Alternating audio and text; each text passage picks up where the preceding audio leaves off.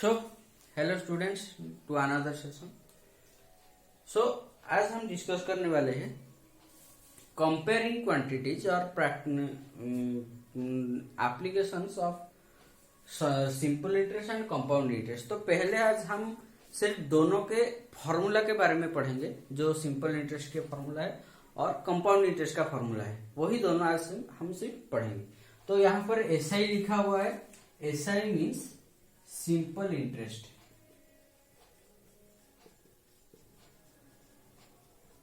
Okay, और CI का मतलब कंपाउंड इंटरेस्ट।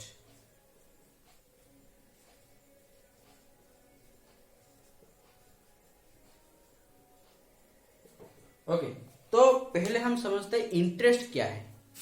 जैसे कि मान लीजिए मेरे पास कुछ पैसा है और वो मेरे पास कुछ अभी काम के लिए नहीं है, लेकिन आपको उस पैसे की जरूरत होती है।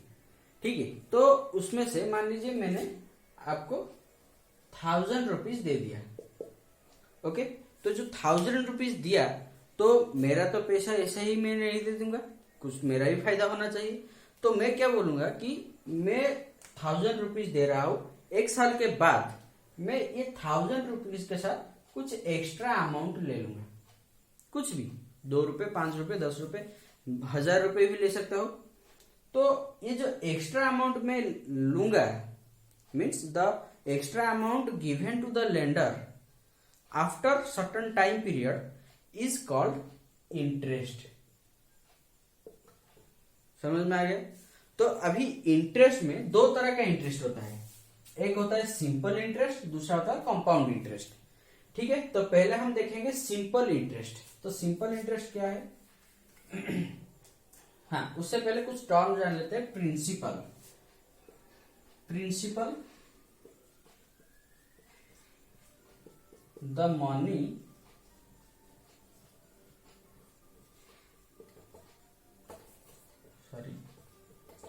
व्हिच इज गिवन, मतलब जो मनी हम दिए हुए हैं या फिर किसी से उधार लिए हैं, वो हो गया प्रिंसिपल। रेट, रेट का मतलब it is the rate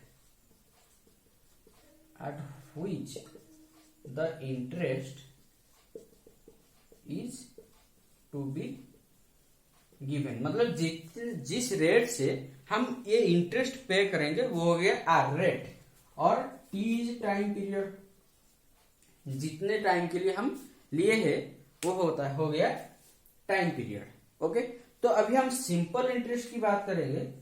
simple interest is equal to P into R into T divided by 100, where P is the principal, R is the rate and T is the time period। इसे हमें इसको हम put करके question में उसका value put करने के बाद हम इसको सॉल्व कर सकते हैं। ओके, तो ये हो गया सिंपल इंटरेस्ट। सिंपल इंटरेस्ट लगाने के बाद हम जब रिटर्न करेंगे तो सिर्फ इंटरेस्ट ही नहीं देंगे ना, प्रिंसिपल भी जो लिए थे वो भी देंगे। तो उसको हम बोलते हैं अमाउंट। टोटल अमाउंट का हम सिर्फ अमाउंट लिखते हैं, which is equal to principal plus simple interest। Okay, I think I am clear. अभी चलते हैं कंपाउंड इंटरेस्ट की तरफ। तो कंपाउंड इंटरेस्ट में क्या होता है, देख लीजिए। मान लीजिए आप 2 साल के लिए कोई किसी से 1000 रुपए उधार लिए, उसको कैलकुलेट करने के बाद आपका इंटरेस्ट होता है पहले साल में 100 रुपीज।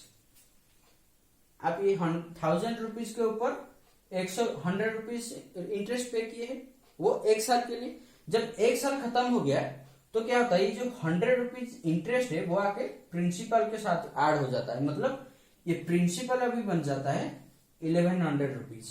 इसके ऊपर जितना भी रेट परसेंट है, मान लो 2% है या फिर क्या 10% है, तो अभी सेकेंड ईयर के बाद जितना हमारा अमाउंट होगा वो इसके ऊपर कैलकुलेट किया जाएगा।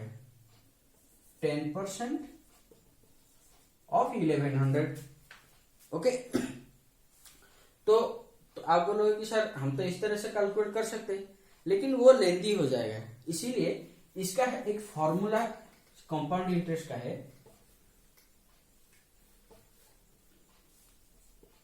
कंपाउंड इंटरेस्ट का फॉर्मूला है amount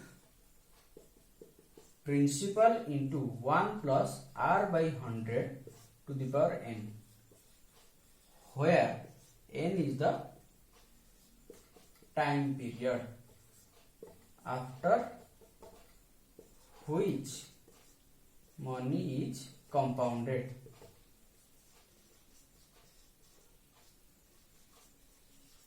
Okay, after which money is compounded. Clear? तो मान लीजिए ये formula it holds good for yearly, मतलब एक साल के बाद कंपाउंडेड हो रहा है तो ये फॉर्मूला हो जाएगा। अगर ईयरली ना होके हाफ ईयरली हो जाए तो हमें क्या करना है, ये फॉर्मूला को थोड़ा चेंजेस करना है। Amount is equal to P into 1 plus r by 100 to the power 2n, क्योंकि एक साल में, ये फॉर्मूला एक साल के लिए है, एक साल में 2 हाफ ईयर होते हैं। हाफ ईयर का मतलब क्या है, 6 महीने। 1 year is equal to 12 month, और 12 मंथ में 6 plus 6 first half year and second half year होते, इसलिए हमने 2 इसमें मल्टीप्लाई कर दिया।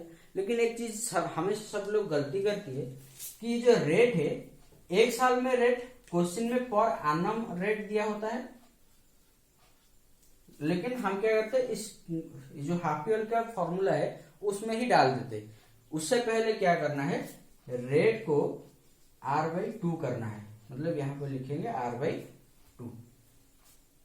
ठीक है, अभी वैसे ही हम निकाल सकते हैं क्वार्टरली, मतलब 3 महीने में कितना होगा। सेम चीज यहां पर 4 इंटू कर देना है और यहां पर 4 डिवाइड, दैट्स इट। तो ये था simple interest and compound interest का formula. Okay, I think I am clear all about this. इसके क्वेश्चन कुछ हम करेंगे नेक्स्ट क्लास में।